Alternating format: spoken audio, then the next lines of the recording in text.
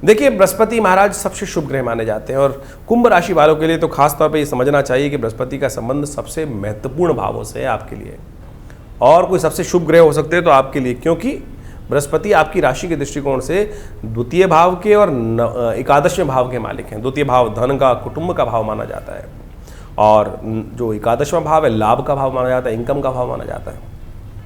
और ऐसे में बृहस्पति महाराज इन दिनों चल भी आपके लिए सुख वाले भाव में रहे हैं और ऐसे में इन सब बातों को ध्यान रखते हुए बृहस्पति की जो विशेष तौर पर योग बन रहा है, ये आपके लिए बहुत महत्वपूर्ण है।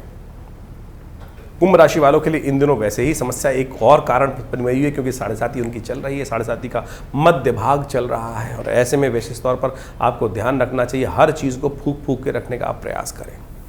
ये बृहस्पति की वक्र स्थिति जो है, इसमें ग्रह बहुत ताकत में हो जाएगा और ऐसे में ग्रह जब ताकत में हो जाता है ना, तो विशेष तौर पर समझें कि आप जिस प्रकार से एक अच्छे तगड़े वाहन के ऊपर बैठे हैं तो उसको कंट्रोल करने के लिए भी आपके अंदर शक्ति चाहिए, आपके अंदर दूरदर्शिता चाहिए। दूरदर्शिता में कोई कुंभ राशि वाले में कमी नहीं होती, लेकिन समस्या क्या है, जब 7.5 चल रही होती है तो क्या होता है कि व्यक्ति कहीं ना कहीं 7.5 एक consider to be a black period, बहुत ज़्यादा एक ऐसा पीरियड माना जाता है कि बहुत बढ़िया चीज़ें अपॉर्चुनिटी जीवन में आए तो वो भी कहीं ना कहीं फंसाने की स्थिति उत्पन्न कर देती हैं। तो ऐसे में कुंभ राशि वालों को तो खासतौर पर शनि की 7.5 का खासतौर पर उपाय करने की ज़रूरत है और ऐसे में बृहस्पति जो है वो विशेष तौर पर जिस प्रकार से ये जो योग बना रहा है, ये खास तौर पर ऐसी स्थिति को उत्पन्न कर सकता है जो खास तौर पर इसमें व्यक्ति अब बड़ा विशेष तौर पर इंट्रोवर्ट हो जाता है, अपने आत्मीय सुख में ही फंसा रहता है कि जो मैं कर रहा हूं, ऐसा कर रहा हूं, ऐसा कर रहा हूं। बृहस्पति पूर्ण ताकत में हो जाएगा, सुख भाव में हो जाएगा और आत्मीय सुख का अनुभव करने के योग बनाता है। और आत्मीय सुख किसमें आता है, जो अपनी क्रिएटिविटी होती है उसी में व्यक्ति मंत्रमुग्ध रहता है, उससे बाहर सोचने की स्थिति नहीं होती है। और इस संसार में ऐसा नहीं है, कूप मंडूक जो है वो कहीं ना कहीं फंस जाते हैं। विशेष तौर पर ध्यान रखें, बृहस्पति की दृष्टि जहाँ पड़ रही है वो बड़ी इंपॉर्टेंट है इन दिनों। बृहस्पति देख रहे हैं अष्टम भाव को भी, बृहस्पति देख रहे हैं आपके 12वें भाव को भी और दोनों भाव जो है बंधन के भाव हैं और नुकसान कराने वाले भाव हैं। आपके बाहर क्या हो रहा है, आपकी सीमा से बाहर क्या हो रहा है, आपके जो वर्चस्व के लोग अंदर जो है आपके आस्तीन में कहीं कौन कौन बैठे हुए हैं, वो आपको अननेसेसरी नुकसान देने की स्थिति बना सकते हैं। ध्यान रखते हुए कार्य करने की जरूरत है। ऐसे में बृहस्पति की जो शक्ति बढ़ रही है वो विशेष तौर पर ये बता रही है कहीं ना कहीं दूसरे के सुझावों को, दूसरों की बातों को हमको समझने का प्रयास करना चाहिए और ऐसा ना करें कि हम जो कर रहे हैं हम ही अपनी बातों को दूसरों पर लादने का प्रयास करें। ये बृहस्पति जो है इन दिनों मंगल के नक्षत्र में और चंद्रमा के नक्षत्र में जिस प्रकार से पदार्पण करेंगे, मृगशिरा में फिर रोहिणी के नक्षत्र में धीरे धीरे नेगेटिव घटेंगे, अंशों में घटेंगे, तो ऐसा लगेगा कि हमको बहुत सारी चीजें समझ में नहीं आएंगी और या हम अपनी बातों में ही मंत्रमुग्ध आत्मीय स्थिति में उत्पन्न होते हुए हम वो चीजें सामने वाले को रखने का प्रयास करेंगे और चीजें वो समझ नहीं पाएंगे। ध्यान रखने की जरूरत है भाई, बहुत बुरी तरह अच्छे समय ध्यान रखने की जरूरत है। इस समय को बहुत बुद्धिमानी के साथ देखिए, सबसे पहले तो शनि का लगातार उपाय करने की जरूरत है। हनुमान चालीसा का नित्य प्रति स्तवन, हो सके तो हनुमान जी को चोला चढ़ाएं पीपल पे, रविवार को छोड़कर बाकी सब दिन तिल वाला जल अर्पित करने का प्रयास करें। शनि स्तोत्र का नित्य प्रति पाठ करें। बृहस्पति का जो वक्री होना है, ये क्या हो रहा है, ये बड़े विशेष तौर पर बहुत ताकत, जैसे जब घोड़े पे चल रहे हों, किसी अच्छे वाहन में बैठे हों तो उसकी लगाम ताकत और ज़्यादा बढ़ जाएगी बृहस्पति की। और ऐसे में जब समय खराब चल रहा है तो ताकत कहीं ना कहीं क्या होता है कि यदि ताकत आ जाए तो कहीं ना कहीं हमारा ही नुकसान कराए बैठ जाती है। तो ऐसे में इसका खास उपाय करने की ज़रूरत है। सात्विकता को, बृहस्पति की सात्विक शक्ति को बढ़ाने की ज़रूरत है। बृहस्पति के मंत्र का नित्य प्रति जप करें, ओम ग्रांग ग्रीं ग्रौंग साई गुरु वे नमः। हमारे को अच्छे अनुभव की आवश्यकता है और सबसे बड़ी आवश्यकता के साथ साथ तो यह है कि हम उस कॉन्सेप्ट को सुने, हम चीज़ों को बोलें कम और हम चीज़ों को शांति के साथ, अनुभव के साथ। वो पुरानी कहावत है, दबी बिल्ली चूहों से कान कटवाए। कई बार स्थिति ऐसी है, विकट चल रही है स्थिति और हम जब दबे बैठे हैं, परेशान हैं, तो कई बार क्या होता है, छोटे छोटे लोग भी हमको कई बार आके जिसका है दबी बिल्ली चूहों से कान कटवा जाए। चूहे भी कुछ दिनों बृहस्पति बिल्ली के ऊपर चढ़ने, जिसकी हिम्मत नहीं होती है वो भी बिल्ली के सामने छाती खोल के चलने का प्रयास कर सकते हैं। वक्त है साहब, वक्त को ध्यान, वक्त को जो समझ लेता है और ऐसे में गुस्सा होने से कुछ नहीं होने वाला है, जबरदस्ती कुछ नहीं करने वाला है, क्योंकि सामने वाला भी आपसे, हमसे आप बुद्धिमान हो सकते हैं। वो भी जानता है कि क्या हमारी लिमिट है और उस लिमिट से यदि हम बाहर जाके काम करेंगे तो फंस जाएंगे। ऐसे में बहुत सावधानी के साथ इस समय को चलने की ज़रूरत है। जन्मपत्री को अच्छे से एनालाइज कराएं क्योंकि 7.5 चल रही है, बहुत अच्छे से एक एक चीज़ को विचार करते हुए कोई अनकैलकुलेटिव सिस्टम ना रह जाए, ऐसे में ध्यान रखने की ज़रूरत है। शनि का पीरियड है, शनि की 7.5 का पीरियड है। मैं आपको भयग्रस्त नहीं कर रहा हूँ, लेकिन समझाने का अवश्य हम यहाँ प्रयास कर रहे हैं, क्योंकि ज्योतिष के दृष्टिकोण से हमें समझना चाहिए। समय हर पर आता है, अच्छे से अच्छा समय आता है, भारी से भारी समय आता है। तो ये समय बृहस्पति का आपके लिए शक्ति से भरा हुआ है, और ऐसे में थोड़े से अलर्ट रहने की ज़रूरत है, थोड़ा सावधान रहने की ज़रूरत है, ग्रहों के प्रभाव को समझने की ज़रूरत है। यदि समझ लिया तो बिल्कुल इसके प्रभाव को बहुत सुंदर आप कर सकते हैं, लाभ की स्थिति उत्पन्न कर सकते हैं। ध्यान रखिएगा, ये समय आपके लिए विशेष तौर पर लॉटरी भी खुलवा सकता है। ध्यान रखिएगा, ये समय आपके लिए लॉटरी भी खुलवा सकता है, लेकिन अब ये नहीं कि आप पूरा पैसा एक ही जगह दांव पे लगा दें, शेयर में ही लगा दें, तो कहीं ना कहीं औकात से बाहर जाकर बुद्धि केवल आपको जो दिख रहा है वही सत्य होने वाला नहीं, ऐसा नहीं है। बहुत सावधानी के साथ चलने की ज़रूरत है। कुछ खास उपाय अच्छा लाभ देने की स्थिति उत्पन्न करेगा, ग्रह डेफिनेटली उत्पन्न करेगा, कुछ नया क्रिएटिव करने की स्थिति बन सकती है, लेकिन खास उपाय की ज़रूरत है। हमारे दृष्टिकोण से पालक गाय को अवश्य खिलाएं, ये उपाय आपके लिए बहुत दिव्य रहेगा। ध्यान रखते हुए कार्य करें, कुछ ना कुछ नया होने के रास्ते बनते दिखाई देंगे, लेकिन जुआ मत खेलिएगा, अलर्ट होकर काम कीजिएगा। जो शेयर वाले, स्पेकुलेशन वाले बिजनेस में जो लोग हैं, उनको बहुत सावधान रहना चाहिए, उनको बहुत ज़्यादा आंख खोलकर कार्य करने की ज़रूरत है, क्योंकि ये समय जो है बड़ा ऐसा है कि जो कहीं ना कहीं एक झटके से नुकसान भी करा सकता है। 7.5 चल रही है, तो शनि का जितना उपाय हो सकता है, हमने कुछ एपिसोड्स में पहले आपको एक बताया था, शनि स्तोत्र, नित्यपति शनि स्तोत्र का पाठ अवश्य करें। शनि से रक्षा करने के लिए शनि का यंत्र सिद्ध करा कर अपने पास रखने का प्रयास करें, और ऐसे में अपनी जन्मपत्री को बार बार विचार विमर्श अच्छे योग्य व्यक्तियों से अवश्य कराते रहे। देखिए, ग्रहों का परिवर्तन समय समय पर होता रहता है। इन सब परिवर्तनों का प्रभाव तो प्रत्यक्ष रूप से जब हम आपके समक्ष उपस्थित करते ही रहते हैं, लेकिन ये जो गोचर का परिवर्तन है, इसको विशेष तौर पर आपके मूल जन्मपत्री के साथ विचार करना बहुत ज़रूरी है। आमतौर पर यदि हम केवल गोचर के ही दृष्टिकोण से, 12 राशियों के दृष्टिकोण से ही बात करते रहेंगे, तो एक बात समझें कि वो तो केवल ऊपर ऊपर से भाव पता चलेगा कि क्या किस प्रकार के रास्ते बनने हैं। लेकिन अब ये समझना पड़ेगा, इसकी स्थिति इस प्रकार से समझें कि दुनिया में हर प्रवृत्ति के लोग हैं, हर प्रकार के लोग हैं, जो कई बहुत ऊंचे स्थानों पर बैठे हैं, कई साधारण स्थानों पर बैठे हैं, कई बिल्कुल निकृष्ट स्थानों पर बैठे हैं। हर व्यक्ति अपनी अपनी जैसे सीढ़ियों के अलग अलग पायदान पर उपस्थित है।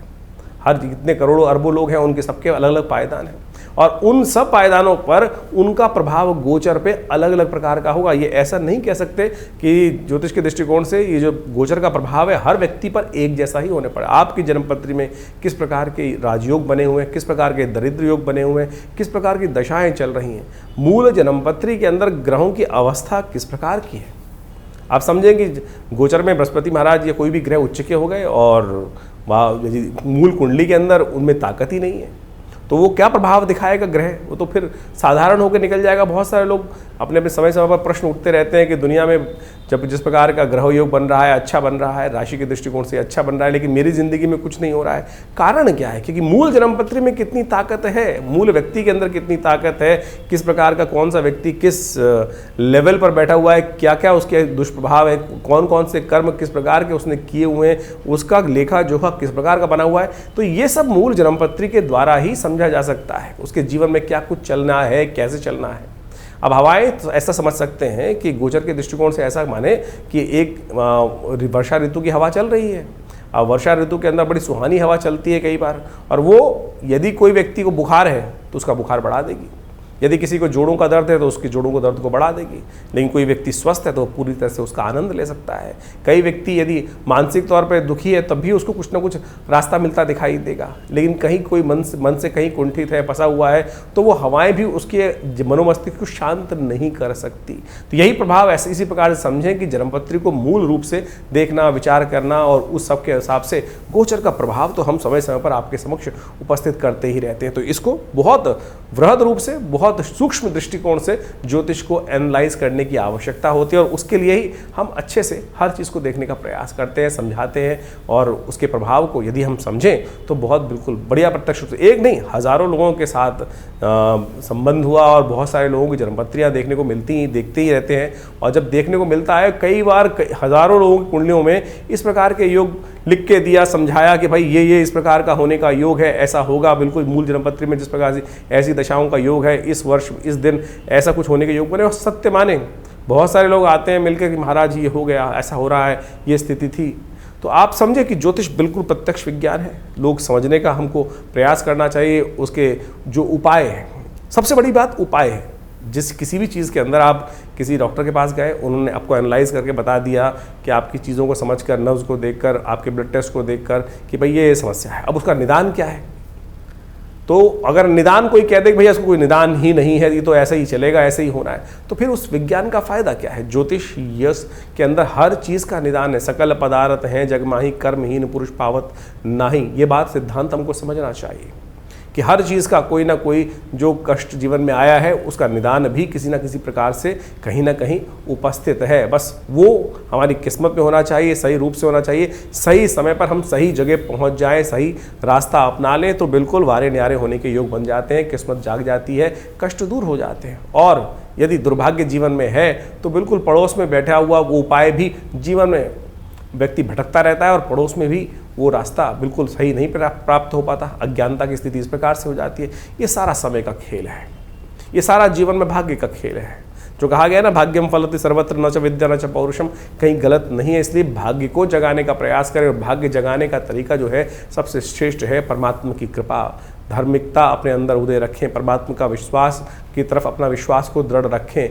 देखिए, एक गरीब को कोई हेल्प करा हुआ, एक श्वान को भी रोटी दी हुई, किसी प्रकार भी कोई भी पुण्य आपने किया है वो कहीं ना कहीं काम आता है, अनअकाउंटेबल नहीं जाता। बहुत सारे लोग कहते रहते हैं कि भाई जीवन में सब कुछ अच्छा ही किया, अच्छा ही किया, सब कुछ मैंने इसको हेल्प करी, इसको हेल्प करी, इसको हेल्प करी, वो उसके बाद भी अब पता नहीं तुम्हारा घड़ा कब भरने वाला है भाई। हो सकता है गड्ढा इतना बड़ा हो कि पूर्व जन्म में या किसी जन्म में कोई ऐसे अज्ञात दुष्कर्म हो गए हैं जिसके कारण से जो पुण्य आप कर रहे हैं वो छौंकी लगते चले जा रहे हैं। अब किसी व्यक्ति के पास 2 करोड़ का लोन है, अब वो कमा रहा है 100 रुपया, तो 100 रुपये कमा के उस लोन को उतारने का प्रयास करेगा तो वो छौंक लग के उड़ ही जाएगा, पता भी नहीं चलेगा। उसका ब्याज, चक्रवर्ती ब्याज ही इतना होगा कि जो रोज़ की कमाई हो रही है वो निकल नहीं पा रहा है। तो ये स्थिति हमको समझनी है और ये मूल जन्मपत्ति समझा सकती है कि क्या स्थिति है, किस प्रकार का है, कहाँ कौन सी गलती हुई और किस प्रकार से उसको ठीक करने के लिए कितना किलो वजन दूसरे पलड़े में डालना है कि दूसरा पलड़े में जो भार है, दुष्कर्म का भाग है, कष्ट का भार है, वो कैसे कट जाए। और इसलिए आपको ज्योतिष को समझना चाहिए। ज्योतिष के प्रत्यक्ष रूप से यहाँ हम जो भी आपके गोचर के प्रभाव को, बृहस्पति के प्रभाव को हमने आपके उपस्थित रखा आपकी राशि के अनुसार से, वो बिल्कुल वैदिक दृष्टिकोण से, प्रामाणिक दृष्टिकोण से बिल्कुल सत्य है। बस वही एग्जाम्पल आप समझ ले कि आप किस लेवल पर है, उसका प्रभाव आपके ऊपर किस प्रकार का हो रहा है, वो पूरी जन्मपत्री को निष्कर्ष रूप से यदि हम देखें, समझें तो आप उसके लिए आश्रम से जुड़ सकते हैं। बहुत सारे आश्रम में बहुत सारी गतिविधियाँ चली रही हैं, बहुत सारे शोध चलते ही रहते हैं समय समय पर, चाहे वो यज्ञ विज्ञान है, चाहे वो मंत्र विज्ञान है, और बहुत सारी पुस्तकें आश्रम के द्वारा इन समस्त हमारे शोधों पर प्रकाशित की गई हैं और नित्य प्रति बहुत सारे उत्सव कार्यक्रमों में चलते रहते हैं। इस दौरान भी जैसे बृहस्पति का ये वक्र स्थिति चल रही है, आश्रम में लगातार बहुत सारे कार्यक्रम रहेंगे। यज्ञ भी रहते हैं, हर रविवार को सुबह 8 से 10 बजे तक यज्ञ रहता है, मंगलवार को सुंदरकांड का पाठ रहता है, नित्य प्रति रुद्राभिषेक रहता है।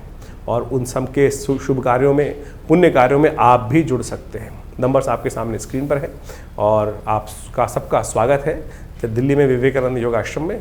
आप आइए, हमारे बहुत सारे कार्यक्रमों में जुड़ सकते हैं आश्रम के साथ। आश्रम लगातार आपके बहुत सारी आश्रम की जो धार्मिक गतिविधियां हैं वो लगातार पिछले करीब 50-60 सालों से चली रही है और हज़ारों लोग आश्रम के साथ जुड़े हैं। आप भी आएंगे रविवार वाले यज्ञ में तो स्वयं देखिएगा, माँ भगवती का सानिध्य प्राप्त कर कर आप अपनी किस्मत को जगा सकते हैं, कष्टों को दूर कर सकते हैं। माँ भगवती दुर्गा का शिव विग्रह, अत्यंत चमत्कारी शिव विग्रह वहाँ उपस्थित है और भगवती कृपा से बहुत सारे मनोकामना सिद्धि के योग अवश्य बनेंगे।